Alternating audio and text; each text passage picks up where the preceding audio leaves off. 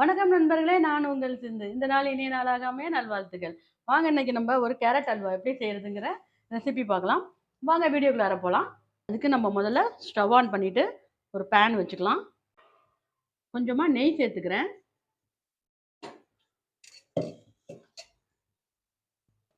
இப்போ நம்ம முந்திரி எடுத்து வச்சிருக்கோம். முந்திரி லைட்டா வறுத்துக்கலாம்.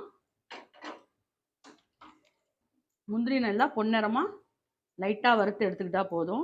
ஃபர்ஸ்ட்லேயே இந்த நெய்யிலே போட்டு வறுத்துட்டோம்னா நம்மளுக்கு வந்து நெய்யும் மிச்சமாகும், முந்திரி வறுபட்டுரும் இல்லையா?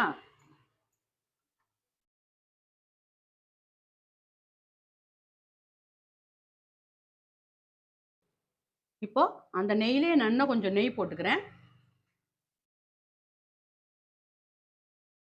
மொத்தம் 3 கரண்டி நெய் சேர்த்துருக்கேன். இப்போ நான் ஒரு 1/2 கிலோ கேரட்டை நல்லா திருவி வச்சுருக்கேன்.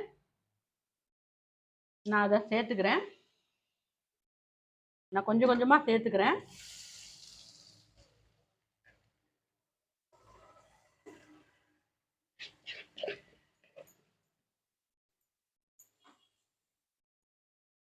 கொஞ்சம் நெய்யிலே நல்லா வதங்கட்டும்.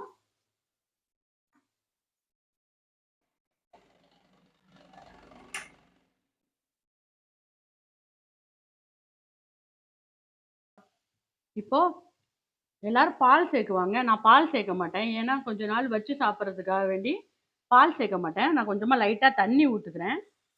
கொஞ்சமாக ஊற்றினா போதும். ஏன்னா சுகர் ஆட் பண்ணுறப்போ அதுலேயும் தண்ணி விடும். கொஞ்சம் லைட்டாக வேகட்டும்.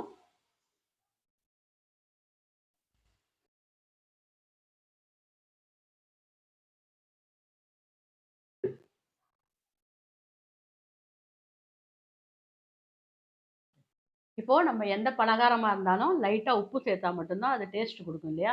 அதனால் நான் ஒரு பிஞ்ச் ஆஃப் உப்பு சேர்த்துக்கிறேன். ரொம்ப கொஞ்சமாக. இப்போ நான் வந்து கேரட் வந்து இதால் நான் 2 கப்பு அளந்து எடுத்திருந்தேன். அதனால் நான் இதனால் 2 கப்புங்கிறதுனால இதனால் 1 கப்பு ஃபுல்லாக வந்து நான் வந்து சுகர் ஆட் பண்ணேன். 1 கப்புங்கிறத 1 கப்பு ஃபுல்லாக போடாமல் கொஞ்சம் லைட்டாக மட்டும் குறைச்சிக்கிட்டேன். ஏன்னா தேவையான அளவுக்கு நீங்கள் சுகர் வேணும் வேணாங்கிறத பார்த்துட்டு நீங்கள் சேர்த்துக்கோங்க. சரிங்களா? 2 கப்புக்கு 1 கப்பு சுகர் அவ்வளோதாங்க. இப்போ இந்த ஸ்டேஜில் நான் சுகர் ஆட் பண்ணிக்கிறேன்.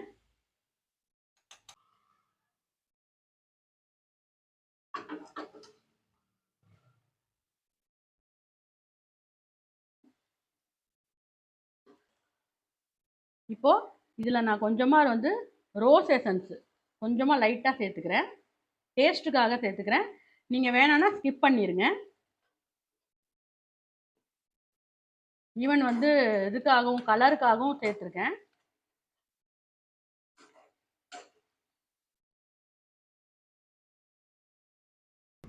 நெய்யெல்லாம் நடுப்புற இருக்கு இல்லையா? இந்த தண்ணியெல்லாம் குறைஞ்சி இந்த நெய்யெல்லாம் சுண்டி வர ஸ்டேஜில் நம்ம முந்திரி பருப்பு போட்டு இறக்கிடலாம்.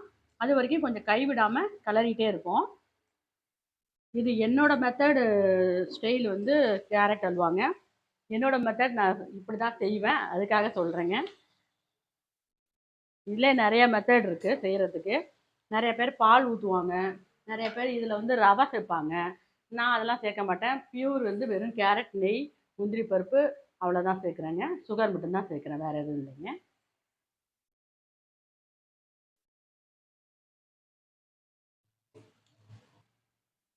பாருங்கள், நல்லா நெய் வந்து திரண்டு வந்துருச்சு. இந்த ஸ்டேஜில் நம்ம முந்திரி பருப்பை சேர்த்துக்கலாம்.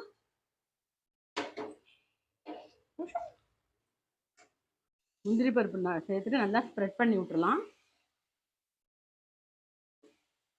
நம்மளோட கடைசி எண்டு வந்து முடிஞ்சிருச்சு. நெய்யெல்லாம் சுண்டி நல்லா திரண்டு வந்துருச்சு. இந்த ஸ்டேஜில் நம்ம அடுப்பை ஆஃப் பண்ணிடலாம். அடுப்பை ஆஃப் பண்ணிடுவோம். இதுக்கு மேலே விட வேணாம். ஏன்னா இறுக்கமாயிடுச்சுன்னா நல்லா இருக்காது. கொஞ்சம் லைட்டாக ஆற விட்டு சர்வ் பண்ணுவோம்.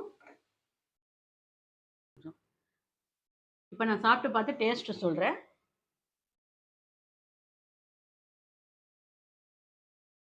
நல்லாயிருக்கு. இந்த முந்திரி பருப்பும் மொறுமொறுப்பு இருக்கும்ல, அந்த டேஸ்டி நம்மளுக்கு கிடைச்சிருக்கு.